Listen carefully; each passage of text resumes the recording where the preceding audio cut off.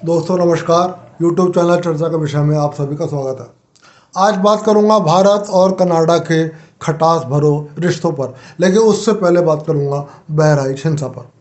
दोस्तों, रविवार को बहराइच जनपद के हरदी क्षेत्र के महसी महाराजगंज इलाके में एक दुर्गा प्रतिमा विसर्जन यात्रा निकाली जा रही थी। यात्रा में डीजे भी थे और यात्रा में कुछ नारेबाजी भी हो रही थी। उसके बाद दुर्गा विसर्जन यात्रा जैसे ही एक इलाके के एक स्थान पर पहुंचती है, अचानक दूसरे समुदाय के लोग सामने आ जाते हैं और रास्ता रोक देते हैं। दोनों पक्षों में कुछ गर्मा गर्मी होती है। ये गर्मा गर्मी बढ़ती है तो मैं तक पहुंचती है और उसके बाद एक पक्ष के घरों से पत्थरबाजी शुरू हो जाती है दुर्गा विसर्जन यात्रा में शामिल श्रद्धालुओं पर। वहां भगदड़ मच जाती है, हिंसा फैल जाती है, काफी लोग घायल होते हैं। इसी दौरान एक युवक 22 वर्षीय युवक राम गोपाल मिश्रा की हत्या हो जाती है। यह हत्या कैसे हुई, इस पर अभी कई दावे हैं, इसलिए मैं बहुत पुख्ता तौर पर यह नहीं कहूँगा कि हत्या किसने करी, हत्या कैसे हुई। प्रशासन जांच करेगा और उसकी जांच से पुख्ता निष्कर्ष सामने आएगा कि हत्या अंततः कैसे हुई। फिलहाल जो दो दावे हैं वो यह है कि एक दावा यह है कि पथराव करने वाले घरों में से एक घर के अंदर राम गोपाल मिश्रा को खींच लिया गया, उसको टॉर्चर किया गया और उसको गोली मार दी। उसको बचाने के लिए एक दूसरा युवक भी अंदर गया, उसको भी घायल कर दिया गया। जबकि दूसरा दावा यह है कि इसी हिंसा के दौरान किसी ने गोली चलाई और वो राम गोपाल मिश्रा को लगी और उसको बाद में हॉस्पिटल ले जाया गया, लेकिन अस्पताल पहुंचने तक उसकी मृत्यु हो गई। फिलहाल उसकी बॉडी पोस्टमार्टम हो गई। पोस्टमार्टम के बाद उसके परिवार को सौंप दी गई। उसका परिवार शव को सड़क पर रखकर जाम लगाना चाहता था, लेकिन प्रशासन ने उन्हें समझाया कि इस तरह के आपके व्यवहार से हिंसा भड़क सकती है, क्षेत्र में तनाव हो सकता है, जिससे सभी पक्षों को नुकसान होता है। अंततः राम गोपाल मिश्रा का परिवार मान गया और उन्होंने राम गोपाल मिश्रा के शव का अंतिम संस्कार कर दिया। लेकिन सोमवार को जैसे ही ये खबर पूरे जनपद में फैलती है, हिंसा दोबारा से भड़क जाती है और यह हिंसा ग्रामीण क्षेत्र को भी अपनी चपेट में ले लेती है। हिंसा में दोनों पक्ष शामिल होते हैं, एक पक्ष नहीं होता शामिल। अच्छी बात यह है कि जान की क्षति कम हुई है। राम गोपाल मिश्रा के अलावा किसी और की हत्या की खबर अभी तक नहीं है। हालांकि कुछ लोग दोनों पक्षों से घायल हुए। संपत्तियों को नुकसान पहुंचा है तो संपत्ति भी दोनों पक्षों की संपत्तियों को नुकसान पहुंचा है। जहां जिस पक्ष का दूसरे की संपत्ति पर दाव लगा या शक हुआ, उसने उस संपत्ति को नुकसान पहुंचाया है। तो यह नहीं कहा जा सकता कि एक ही समुदाय ने हिंसा करी है और यह भी नहीं कहा जा सकता कि एक ही पक्ष की संपत्ति की हिंसा हुई है। लेकिन जब हिंसा व्यापक पैमाने पर फैल गई और लखनऊ जैसे ही खबर पहुंचती है, योगी सरकार एक्शन के मोड में आ जाती है। दोनों मुख्यमंत्री अधिकारियों को तत्काल निर्देश देते हैं। मुख्यमंत्री योगी जी तत्काल पल पल की खबर लेना शुरू कर देते हैं। उत्तर प्रदेश के पुलिस और प्रशासन के आला अफसरों को तुरंत बहराइच पहुंचने का आदेश दिया जाता है। स्थिति यह है कि यूपी स्टेट के चीफ अमिताभ यश खुद बहराइच पहुंचते हैं और खुद मोर्चा संभाल लेते हैं। मीडिया में और सोशल मीडिया में रिवॉल्वर लहराते हुए उनके फोटो हैं। वो भीड़ को ललकार रहे हैं और भीड़ को पीछे धकेल रहे हैं। उत्तर प्रदेश सरकार की इस बात के लिए निश्चित रूप से प्रशंसा की जानी चाहिए। उत्तर प्रदेश प्रशासन की भी इस बात के लिए तारीफ की जानी चाहिए कि सोमवार की शाम होते होते स्थिति पर नियंत्रण पा लिया गया है। हालांकि स्थिति अभी तनावपूर्ण है और स्थिति की लगातार गंभीरता के साथ और गहनता के साथ निगरानी की जा रही है। दोस्तों, अब से थोड़ी देर पहले राम गोपाल मिश्रा के परिवार ने लखनऊ में मुख्यमंत्री योगी आदित्यनाथ से मुलाकात की है और योगी आदित्यनाथ ने उन्हें पूरी सहायता का भरोसा दिलाया है और साफ कहा है कि राम गोपाल मिश्रा के हत्यारों को बख्शा नहीं जाएगा। उन्होंने यह भी कहा है कि दंगा करने वाले कोई भी हो, किसी भी मजहब को मानने वाले हो, किसी भी पक्ष के हो, उन्हें बख्शा नहीं जाएगा। यह योगी सरकार की विशेषता रही है कि वो दंगाइयों और अपराधियों की ना जाति देखती है ना धर्म देखती है।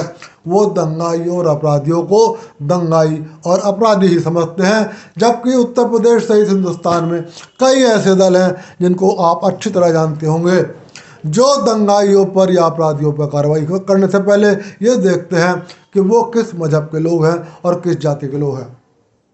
दोस्तों, राजनीतिक दलों ने भी टिप्पणियां इसी हिसाब से दी है। भाजपा के अध्यक्ष चौधरी भूपेंद्र सिंह ने कहा है कि बहराइच जिले के हिंसारोपियों को बख्शा नहीं जाएगा, चाहे वो किसी भी पक्ष के लोग हो। निश्चित रूप से ये स्वागत योग्य कदम है। बहुजन समाज पार्टी ने भी स्पष्ट कहा है कि वो हिंसा करने वालों का समर्थन नहीं करती, चाहे वो किसी भी पक्ष के लोग हो। मैं बीएसपी के भी इस बयान का स्वागत करता हूं। लेकिन समाजवादी पार्टी के सुप्रीमो अखिलेश यादव ने अपनी पार्टी की नीतियों के अनुरूप बयान दिया है। उन्होंने हिंसा की निंदा नहीं करी है, उन्होंने हिंसा करने वालों की निंदा नहीं करी है। उन्होंने सीधे सीधे नाम लिए बिना एक पक्ष को आरोपी बता दिया है। यह दुखद है। उन्होंने अपने बयान में कहा है कि दुर्गा प्रतिमा विसर्जन यात्रा में लाउड स्पीकर पर कैसे गाने बजाए जा रहे थे, इस बात की जांच की जानी चाहिए। इसका मतलब बहुत साफ है कि अखिलेश यादव को ये लगता है कि हिंसा दुर्गा प्रतिमा विसर्जन करने वालों ने फैलाई। यदि उन्होंने भी फैलाई तो मुझे कोई वो नहीं है, और मैं चाहूँगा कि यदि वो लोगों ने फैलाई तो उनके खिलाफ भी कार्रवाई हो। लेकिन जब तक जांच ना हो जाए, अखिलेश यादव उत्तर प्रदेश के पूर्व मुख्यमंत्री हैं, समाजवादी पार्टी के अध्यक्ष हैं, उन्हें एक ही पक्ष को क्लीन चिट देने का और एक ही पक्ष को अपराधी बताने से बचना चाहिए था। उन्हें जांच की मांग करनी चाहिए थी और हिंसा करने वाले कोई भी हो उनके खिलाफ कार्रवाई करने की मांग करनी चाहिए थी। लेकिन उन्होंने ऐसा नहीं किया। उन्होंने हिंसक लोगों की निंदा नहीं करी। उन्होंने सीधे सीधे श्रद्धा विसर्जन यात्रा के लोगों को आरोपित कर दिया है। यह दुखद है। कांग्रेस तो आप जानते हैं दोस्तों, कांग्रेस का पुराना इतिहास है। दंगों से कांग्रेस को बहुत फायदा होता है। आज से नहीं, वो सन 47 से पहले से इस बात को आजमाती रही है कि समाज में जाति के नाम पर, धर्म के नाम पर, गरीब अमीर के नाम पर, दबंग और दलित के नाम पर जितने दंगे होंगे उसका फायदा कांग्रेस को मिलेगा। क्योंकि कांग्रेस के नेता इस बात में बहुत चतुर हैं कि दंगों का फायदा कैसे उठाया जाए। तो कांग्रेस ने भी उसी हिसाब से प्रतिक्रिया दी है। कांग्रेस ने हिंसा की आलोचना नहीं करी है, कांग्रेस ने दंगाइयों की आलोचना नहीं करी है, बल्कि प्रियंका वाड्रा ने उत्तर प्रदेश प्रशासन पर आरोप लगाया है कि उसकी निष्क्रियता से हिंसा हुई। मतलब हिंसा किसी ने फैलाई नहीं, मतलब एक पक्ष या दूसरे पक्ष ने हिंसा नहीं फैलाई, बल्कि उत्तर प्रदेश के प्रशासन चुप बैठा था, इसलिए खुद ब खुद हिंसा क्रिएट हो गई। दोस्तों, ये कांग्रेस की पुरानी आदत है, हिंसक लोगों को शरण देना, अपराधियों को शरण देना, समाज में नफरत फैलाना, नाम मोहब्बत का लेकिन काम नफरत का। ये कांग्रेस पार्टी का नारा है और कांग्रेस पार्टी की आज भी नीतियां हैं। आज भी आपने देखा होगा, राहुल गांधी इस देश में करोड़ों लोगों को नौकरी देने वाले और 40-50 करोड़ परिवारों को पालने वाले उद्योगपतियों को आए दिन गालियां देते हैं, क्योंकि उन्हें विदेशी उद्योगपतियों से प्रेम है, उन्हें विदेशी कंपनियों से प्रेम है, उन्हें स्वदेश से नफरत है, उन्हें भारत के लोग उद्यमी बन जाएं इससे नफरत है, भारत के लोग अपने पैरों पर खड़े हो जाएं इससे नफरत है। कांग्रेस हमेशा ये चाहती है कि हिंदुस्तान के लोग किसी ना किसी कारणवश लड़ते रहें। ये दुखद है। दोस्तों फिलहाल अच्छी बात यह है कि उत्तर प्रदेश सरकार ने कहा है जांच होगी और दंगाई बख्शे नहीं जाएंगे। मैं उत्तर प्रदेश सरकार के इस कदम का स्वागत करता हूं और बहराइच के सभी पक्षों से शांति बनाए रखने की अपील करता हूं। किसी भी पक्ष को हिंसा फ़ायदा नहीं पहुंचाएगी। अब लेकर चलता हूं आपको कनाडा पर।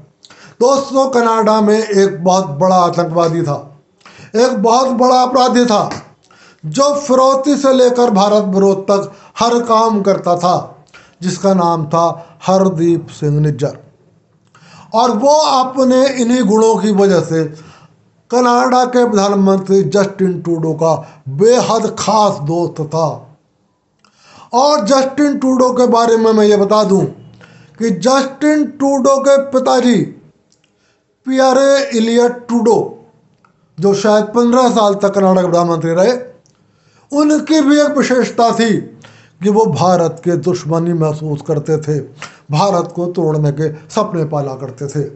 भारत में सरकार किसी की भी रही हो, भाजपा की रही हो, कांग्रेस की रही हो या गैर भाजपा गैर कांग्रेस की रही हो, कनाडा का ट्रूडो परिवार भारत के खिलाफ जहर उगलता रहा है।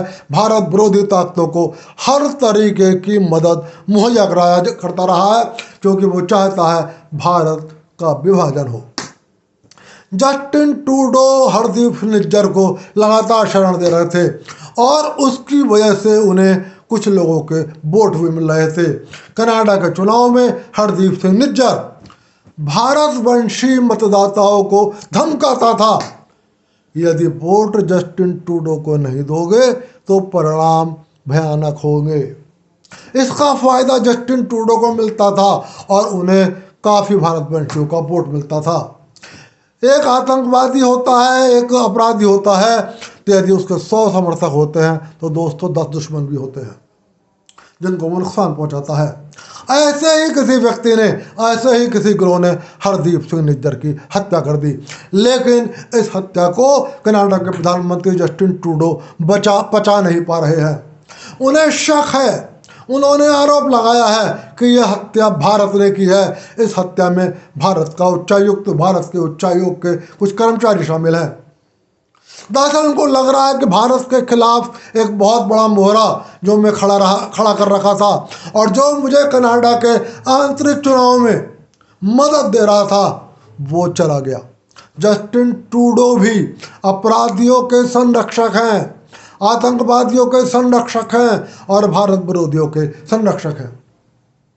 बात जब आगे बढ़ गई, वो लगातार भ्रम फैला रहे थे, जब उन्होंने अभी 1-2 दिन पहले स्पष्ट बयान दिया कि भारतीय उच्चायोग का एक व्यक्ति इस हत्या में शामिल है और उन्होंने दुनिया के कुछ और देशों से कहा कि वो भारत पर दबाव डालें और भारत से उस व्यक्ति के खिलाफ कार्रवाई की मांग करें, अन्यथा भारत के खिलाफ सख्त कदम उठाएं।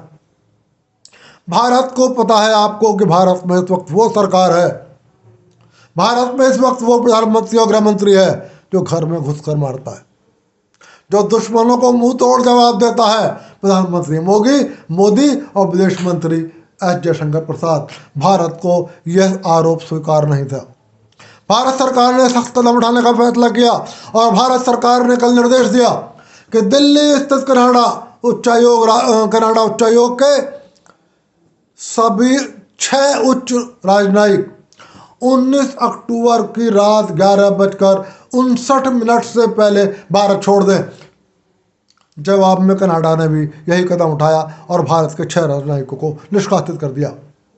दोस्तों, यूट्यूब चैनल चर्चा का विषय और मैं आप सभी की ओर से भारत सरकार के रुख का समर्थन करता हूं और भारत सरकार को विश्वास दिलाता हूं कि कनाडा जैसे, जस्टिन ट्रूडो जैसी सरकार वाले देश के खिलाफ भारत सरकार द्वारा उठाए गए हर कदम का पुरजोर समर्थन है। यदि आवश्यकता पड़े तो भारत सरकार और सख्त कदम उठाए। भारत के किसी भी राजनयिक पर ऐसा बेबुनियाद, ऐसा आधारहीन, ऐसा तथ्यहीन आरोप स्वीकार नहीं किया जा सकता।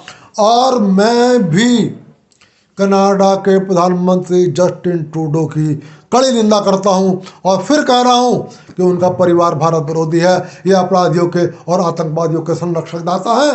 कनाडा की जनता को ऐसे व्यक्ति को सत्ता से हटाने के बारे में सोचना चाहिए। दोस्तों, आज की बात यहीं तक। फिर मिलूंगा और फिर किसी विषय पर बात करूंगा और आपसे फिर कहूंगा वीडियो पसंद आए तो लाइक कर देना, चैनल को सब्सक्राइब कर देना। आप सभी को मेरा नमस्कार।